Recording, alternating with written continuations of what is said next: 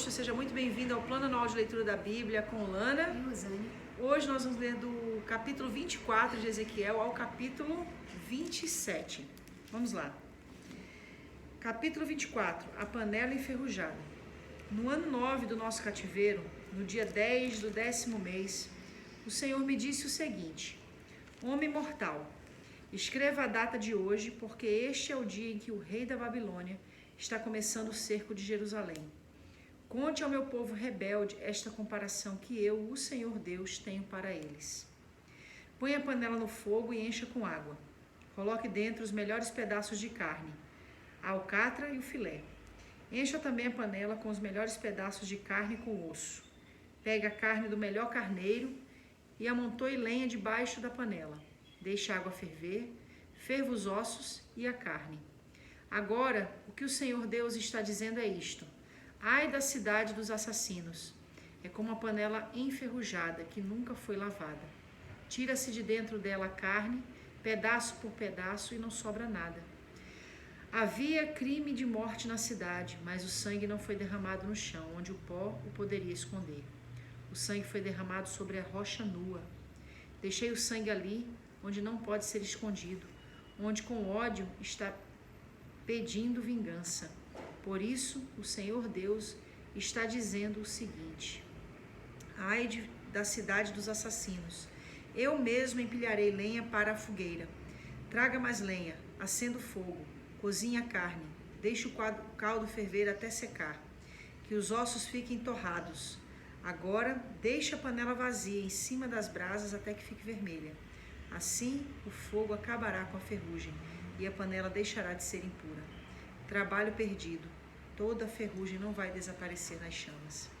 Jerusalém, seus atos imorais mancharam você.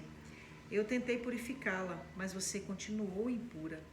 Você não será pura de novo, até que sinta toda a força da minha ira. Sou eu, o Senhor, quem está falando.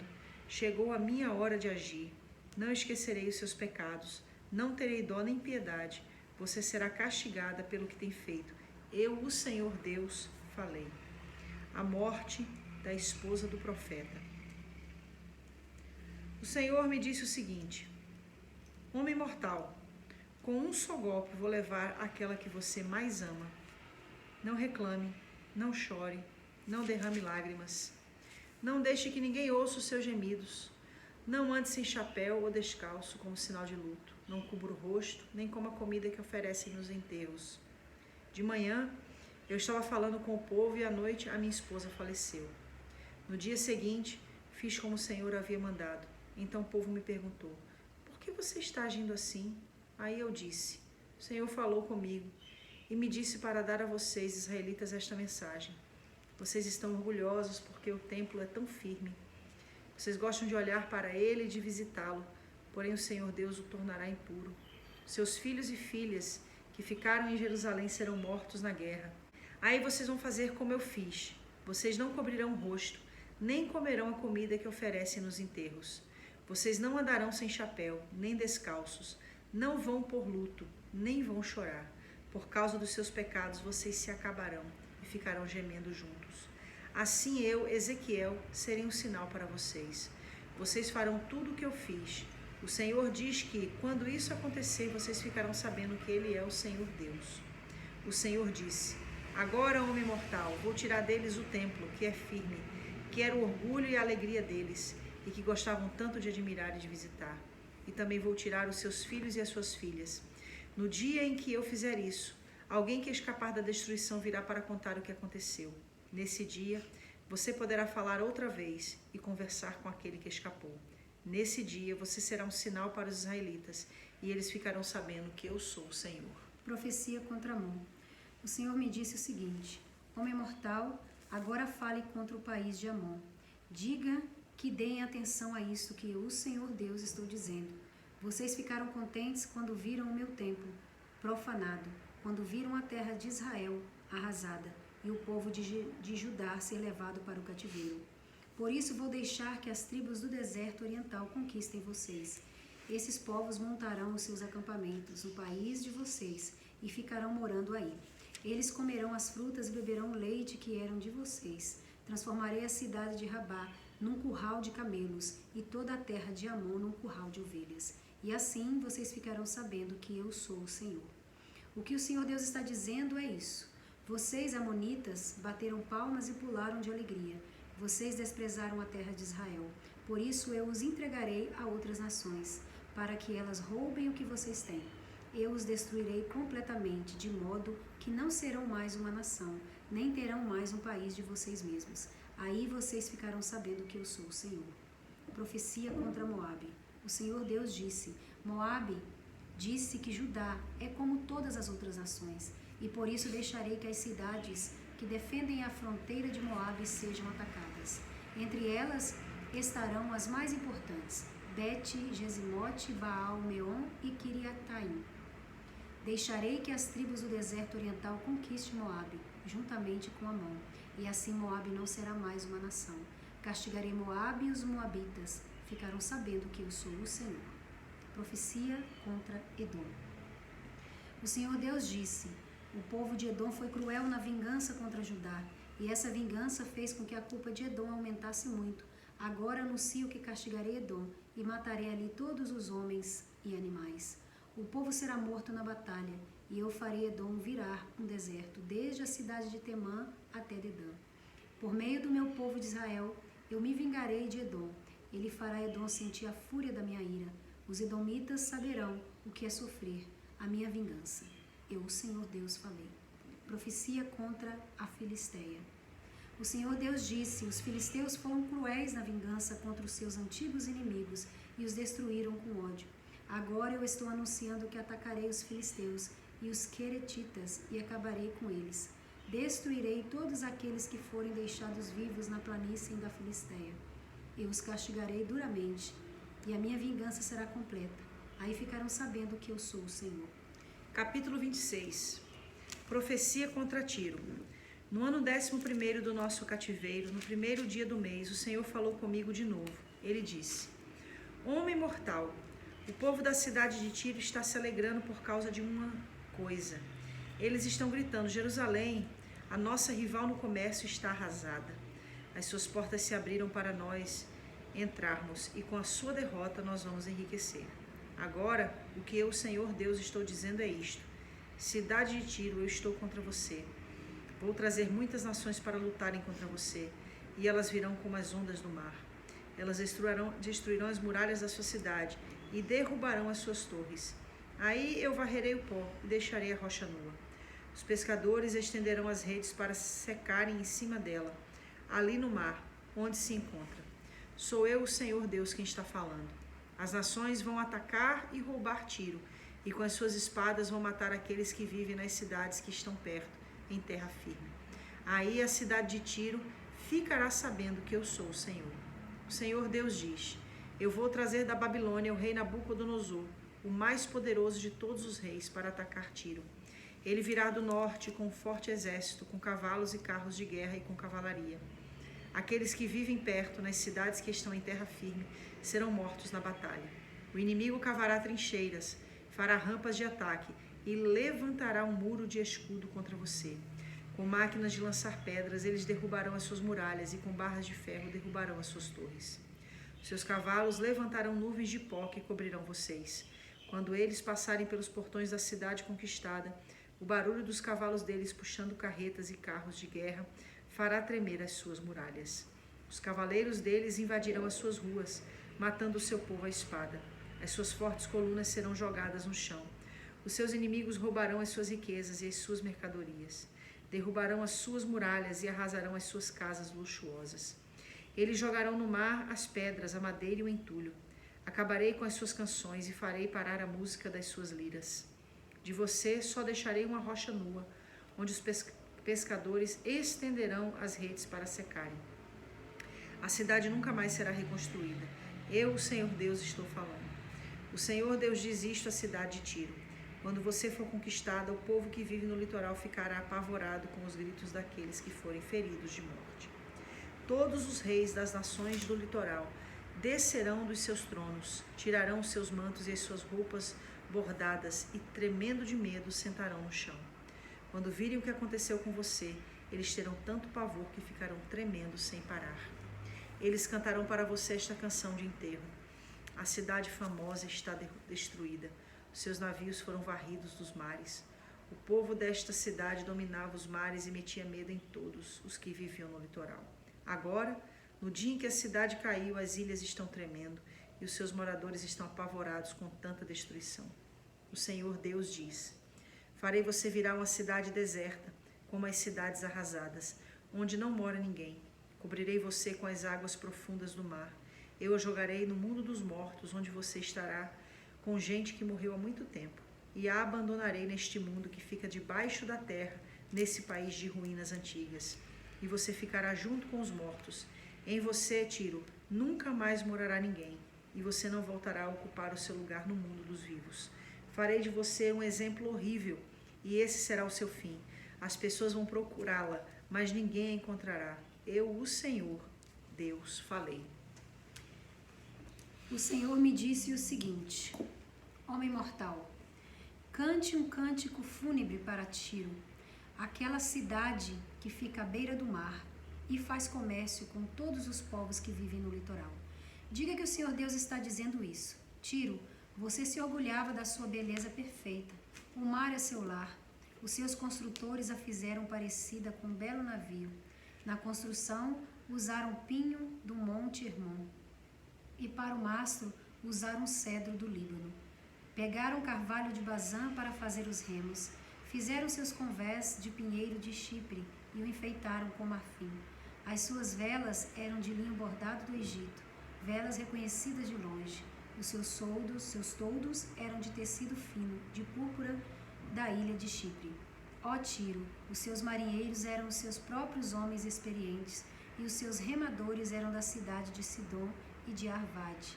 Os carpinteiros do navio eram homens de Biblos, bem preparados. Marinheiros de todos os navios do mar faziam negócios nas suas lojas. Soldados da Pérsia, Lídia e Líbia serviam no seu exército. Eles penduravam os seus escudos e capacetes nas suas barracas. Eles conquistaram a glória para vocês. Soldados de Arvade ficavam de guarda na sua muralha. O homem de Gamade guardavam as suas torres. Eles penduravam os escudos nas suas paredes. Foram estes que fizeram com que você ficasse bonita. Você fazia negócio na Espanha e, em troca das suas muitas mercadorias, você recebia prata, ferro, estanho e chumbo. Você fazia negócio na Grécia, Tubal e Meseque e trocava as suas mercadorias por escravos e objetos de bronze. Você trocava as suas mercadorias por cavalos comuns, por cavalos de guerra e por mulas de Bet-Togarma. Agentes de Rhodes negociava com você. Em troca dos seus artigos, moradores de muitas terras do litoral davam a você marfim e madeira de ébano. O povo da Síria comprava os seus muitos produtos e as suas mercadorias. Em troca das suas mercadorias, eles davam esmeraldas, tecidos de púrpura, bordados, linhos fino, corais e rubis. Judá e Israel pagavam as suas mercadorias com trigo e minite, mel, azeite e especiarias. Damasco negociava com você, e em troca dos seus muitos produtos dava vinho de Elbom e lã de Saar.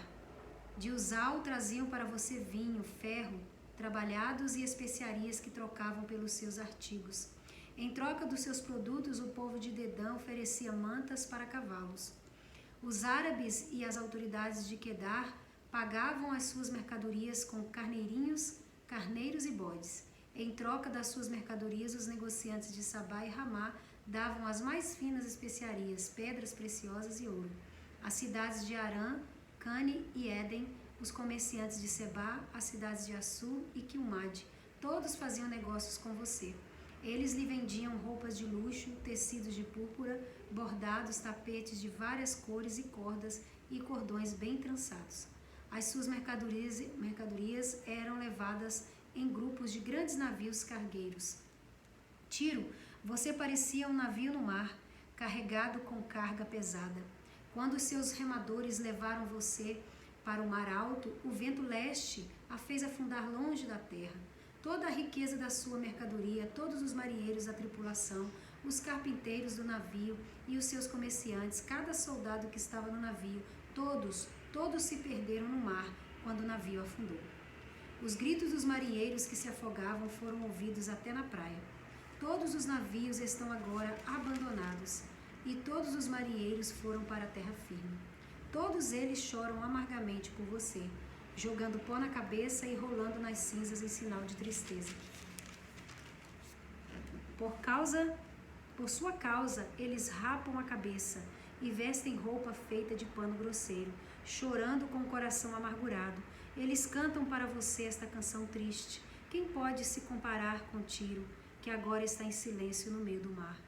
Quando as suas mercadorias eram carregadas através dos mares, você satisfazia a muitas nações com a riqueza dos seus bens. Você enriqueceu os reis da terra. Agora você está no fundo do mar. Está afundada nas profundezas do oceano. Os seus bens e todos aqueles que trabalhavam para você desapareceram junto com você no mar. Todos os moradores do litoral estão apavorados com o que lhe aconteceu. Até os reis estão apavorados e o medo está escrito na cara deles. Você se acabou para sempre e os comerciantes no mundo inteiro estão apavorados, com medo que aconteça com eles o mesmo que aconteceu com você. É muito interessante que aqui no capítulo 24 a gente tem uma repetição do que Deus falou através do profeta ali sobre a questão relacionada à tentativa de purificar Jerusalém e que essa tentativa tinha sido inútil. No capítulo 24 ele fala da panela enferrujada. E olha que interessante, ele diz aqui no versículo 12, né? Trabalho perdido, toda a ferrugem não vai desaparecer nas chamas. Ou seja, coloque a panela para esquentar no fogo. Quando ela ficar vermelha, né, por causa do fogo, a ferrugem vai desaparecer. Mas aí o Senhor diz, trabalho perdido, toda a ferrugem não vai desaparecer nas chamas. Aí ele diz no versículo 13, Jerusalém, os seus atos imorais mancharam você. Eu tentei purificá-la, mas você continua impura. Aí a gente ressalta mais uma vez o que foi falado ontem. A tentativa de Deus, através da provação, através da aflição, através dessa situação relacionada ao cativeiro, trazer o povo de volta para ele, mas ao invés do povo se voltar para Deus, se tornam ainda mais resignados quanto à sua dura cerviz. Então aqui está mais uma vez a ênfase. E para mim, a parte mais interessante, além dessa que a gente acabou de falar, é sobre a questão relacionada à profecia contra as demais cidades. O mesmo que aconteceu com Isaías, lembra? Que Isaías profetizou contra as outras cidades, Jeremias também. E aí a gente encontra agora essa profecia contra as outras cidades, ou seja, assim como Deus julgou o seu povo, Deus também vai julgar as nações ímpias. Mas sempre lembrando que o juízo de Deus começou pela sua própria casa. E eu concluo aqui dizendo o seguinte, que quando Deus começa a falar com Tiro, né, ele diz assim, homem mortal, o povo da cidade de Tiro está se alegrando por causa de uma coisa. Eles estão gritando, Jerusalém, a nossa rival do comércio, está arrasada. E aí eu abro um parênteses aqui muito importante, e é um alerta para todos nós. Quando a gente vê aquele que se levanta contra nós, ou alguém em específico, né, passando por uma situação de provação, da gente não se alegrar, porque aqui a Bíblia diz que quando Tiro se alegrou, Deus voltou para Tiro os seus olhos e determinou o seu juízo. Isso aqui é muito forte. E é muito forte, muito e sério. É algo que realmente a gente tem que prestar muita atenção. Muita atenção. E colocar em prática na nossa vida esse cuidado, né?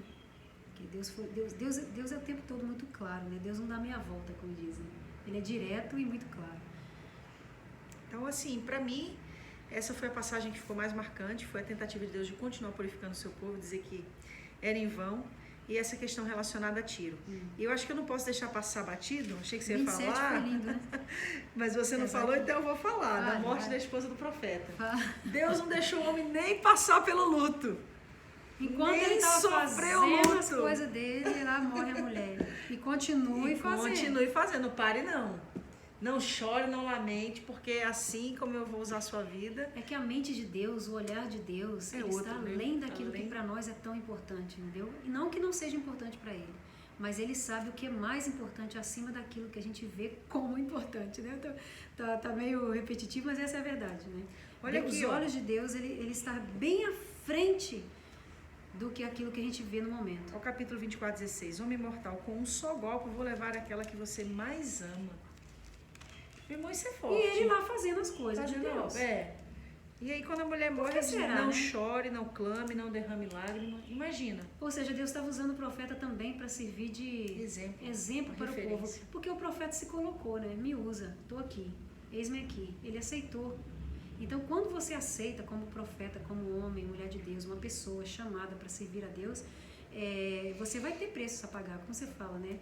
O preço é alto, né? Custa caro. A salvação vai ser de graça, mas ser discípulo vai te custar ser discípulo, tudo. obedecer, ser um profeta, ser uma voz de Deus, ela não é simplesmente ser engraçadinho, talentosinho, bonitinho, fofinho, né, como diz o outro.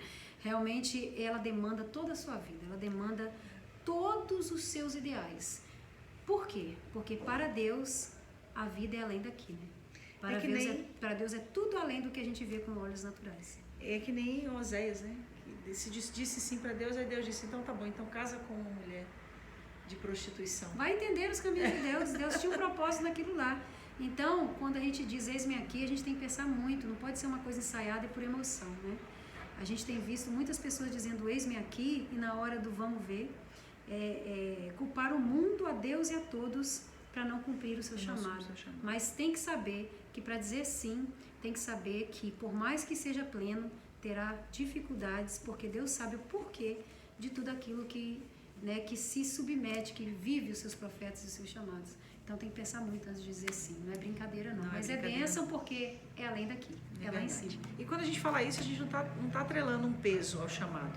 Sim, Muito existe pelo uma contrário, leveza. mais pesado seria Dizer não. Dizer não, não é nem dizer não, mais pesado seria você não ter chamado nenhum e não ter uma eternidade como a que espera, né? E não ter esse Deus que é incrível, que só ama, né? Que tudo que Ele faz é por amor. Não tê-lo do nosso lado, para mim, seria o pior de todas as condições humanas. E a leveza está exatamente nisso, né? Em ser chamado e viver segundo a obediência daquilo que Ele nos chama. Dizer sim sabendo, né? Isso aí. E viver para a glória de Deus. Palavra poderosa abençoando a sua vida. Até amanhã, segunda-feira, continuando em Ezequiel, capítulo 28 ao 30.